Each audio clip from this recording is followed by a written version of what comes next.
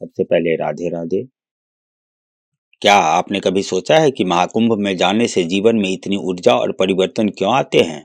प्रयागराज महाकुंभ सिर्फ एक धार्मिक आयोजन नहीं है, जहां हर बूंद में आस्था है और हर घाट पर इतिहास। इस कथा में हम सुनेंगे प्रख्यात संत प्रेमानंद महाराज जी की जुबानी, महाकुंभ का रहस्य और उससे जुड़ी प्रेरक बातें। श्री प्रेमानंद महाराज जी ने एक बार कथा सुनाते हुए कहा, महाकुंभ केवल पर्व नहीं है, यह आत्मा की यात्रा है। जब हम संगम के पवित्र जल में डुबकी लगाते हैं तो सिर्फ शरीर नहीं धुलता, हमारे कर्म और विचार भी शुद्ध होते हैं।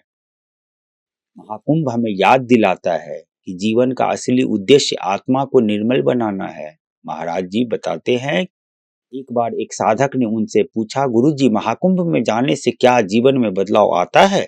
महाराज जी ने मुस्कुराकर कहा, बेटा, महाकुंभ में जाना ठीक वैसा ही है जैसे सूरज की पहली किरण को देखना। जैसे सूर्योदय अंधकार को मिटा देता है, वैसे ही महाकुंभ में संगम स्नान जीवन की अज्ञानता को दूर कर देता है। संगम का जल तुम्हारी सोच को बदल देता है, तुम्हारी आत्मा को नव जीवन देता है।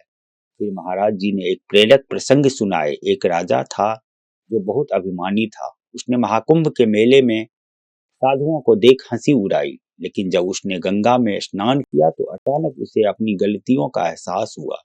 वह साधुओं के पास गया और क्षमा मांगी। तभी उसे समझ आया कि महाकुंभ केवल बाहरी नहीं, आंतरिक परिवर्तन का पर्व है। श्री प्रेमानंद महाराज जी कहते हैं, महाकुंभ हमें सिखाता है कि जीवन में अहंकार को त्याग कर विनम्रता अपनाएं। जैसे हर नदी संगम में समर्पण कर देती है, वैसे ही हमें अपने जीवन को ईश्वर के चरणों में समर्पण कर देना चाहिए। तभी सच्चा कल्याण संभव है। क्या आपने कभी सोचा है कि महाकुंभ में लाखों लोग क्यों उमड़ पड़ते हैं? सिर्फ एक डुबकी लगाने के लिए। लेकिन यह डुबकी नहीं, सिर्फ शरीर को नहीं, आत्मा को शुद्ध करती है। महाकुंभ सिर्फ एक धार्मिक आयोजन नहीं, बल्कि एक ऐसी अद्भुत यात्रा है जो इंसान को भीतर से बदल देती है। आज मैं आपको एक ऐसी कहानी सुनाने जा रहा हूं जो न सिर्फ प्रेरित करेगी बल्कि महाकुंभ का असली अर्थ भी समझाएगा। रघुनाथ एक धनी व्यापारी था। उसके पास सब कुछ था, पैसा, संपत्ति, मान सम्मान, लेकिन जीवन में कहीं न कहीं एक खालीपन था। उसका दिन पैसों के लेन देन और व्यापार में गुजरता था, लेकिन रात को जब वह अकेला होता तो उसे अजीब सी बेचैनी महसूस होती। वह सोचता, मेरे पास सब कुछ है, फिर भी मुझे सुख क्यों नहीं मिलता? रघुनाथ ने अपने जीवन में कभी धर्म को उनको महत्व नहीं दिए। वह मानता था कि सफलता केवल महंत और चतुराई से मिलती है। किसी गंगा स्नान या पूजा पाठ नहीं किया। एक दिन उसका पुराना मित्र रामशरण उससे मिलने आए। बातों बात में रामशरण ने कहा, रघुनाथ, इस बार प्रयागराज में महाकुंभ लग रहा है, चलो हम संगम में स्नान करेंगे, यह बहुत शुभ होता है।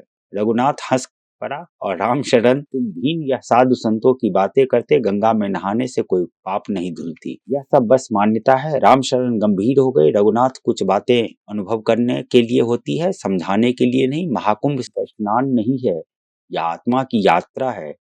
आओ तो सही, हो सकता है तुम्हें अपने सवालों का जवाब वही मिल जाए। कई दिनों तक रघुनाथ इस बारे में सोचता रहा। अंत में उसने तय किया कि वह महाकुंभ जाएगा, भले ही सिर्फ अनुभव के लिए सही। प्रयागराज पहुंचने पर रघुनाथ को ऐसा लगा कि वह किसी और ही दुनिया में आ गया। गंगा के तट पर दूर दूर तक फैला विशाल जनसागर, साधु संतों की टोलियां, हर ओर घंटियों और शंख की ध्वनि, वातावरण में एक अद्भुत ऊर्जा थी। रघुनाथ ने अपने जीवन में इतनी भीड़ और भक्ति का ऐसा दृश्य पहले कभी देखा ही नहीं था।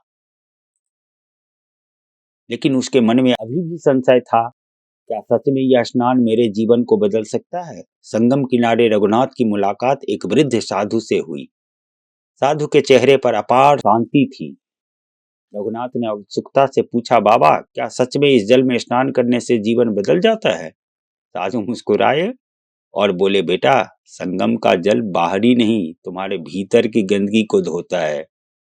जब तुम श्रद्धा से इसमें उतरते हो तो अहंकार, लालच और भय सब बह जाते हैं। स्नान जल में नहीं हो, आत्मा में होता है। रघुनाथ को साधु की बात समझ नहीं आई, लेकिन उसने संगम में स्नान करने का निश्चय किए। जैसे ही रघुनाथ ने गंगा, यमुना और सरस्वती के संगम में डुबकी लगाई, तो ऐसा महसूस हुआ जैसे वर्षों का बोझ उतर गया। जल में उतरते ही उसकी आंखों में बीते हुए जीवन की तस्वीरें तैरने लगी। पैसों के लिए रिश्तों की बलि दी, कैसे उसने छोटे व्यापारियों का शोषण किया और कैसे वह अपने अहंकार में दूसरों को नीचा दिखाता रहा। वह घाट किनारे आकर बैठ गया, उसकी आंखों से आंसू बहने लगे। वृद्ध साधु पास आए और बोले, अब कैसा लग रहा है?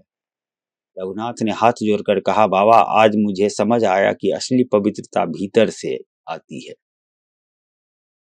मैंने जीवन भर दूसरों का दोष दिया, लेकिन असली बदलाव मेरे अंदर होना था। महाकुंभ से लौटने के बाद रघुनाथ का जीवन पूरी तरह बदल गया। उसने व्यापार में ईमानदारी और परोपकार को अपनाए। वह जरूरतमंदों की मदद करने लगा और लोगों के प्रति दयालु बन गए। अब वह हर महाकुंभ में जाता और संगम में डुबकी लगाता।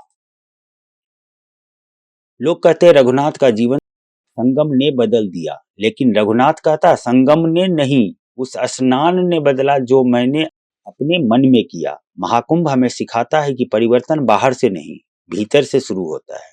संगम का जल केवल प्रतीक है हमारे भीतर की शुद्धता का। जब हम महाकुंभ में स्नान करते हैं तो यह केवल एक धार्मिक कृत्य नहीं, आत्मा की खोज है। तो अगली बार जब महाकुंभ आइएगा तो इसे सिर्फ एक यात्रा नहीं, आत्मा की पुकार समझे। कौन जाने, शायद एक डुबकी आपके जीवन को भी बदल दे। और सच्ची श्रद्धा से कमेंट में लिखे हर हर महादेव, और वीडियो को लाइक, कमेंट और हमारे चैनल को सब्सक्राइब जरूर कर दीजिएगा। जय माँ गंगा। हर हर महादेव, हर हर महादेव, हर हर महादेव, हर हर महादेव, हर हर महादेव।